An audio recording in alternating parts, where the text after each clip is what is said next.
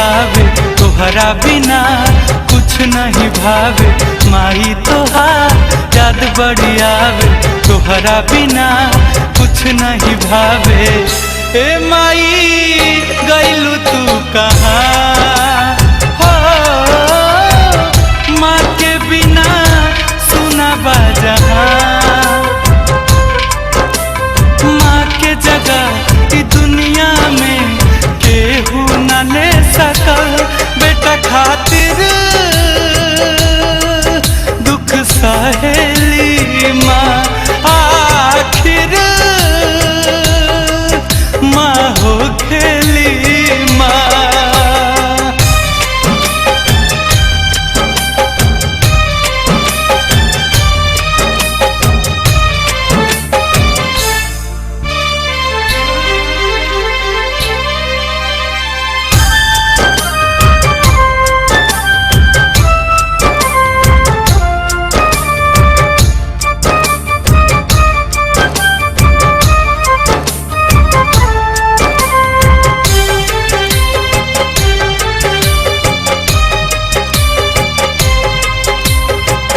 हंसली हंसावेली दिल से लगावेली।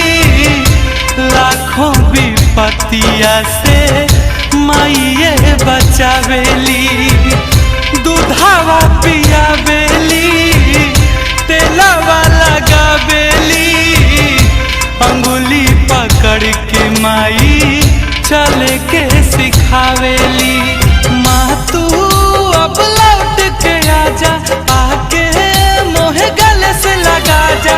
माँ के जगह ई दुनिया में केहू न ले सकल। बेटा खातिर दुख सहेली माँ आखिर माँ हो खेली माँ।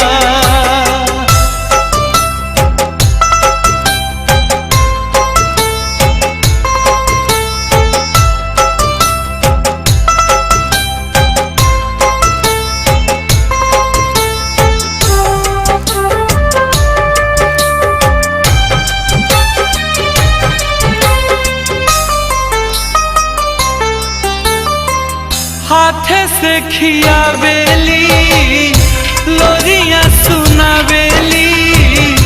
रात भर जग के माई गोद में सुलावेली। झुलुआ झुलावेली काजर लगावेली।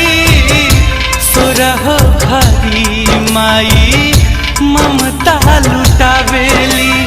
माई ना होली कुमाई बेटा चाहे कितनो सताई।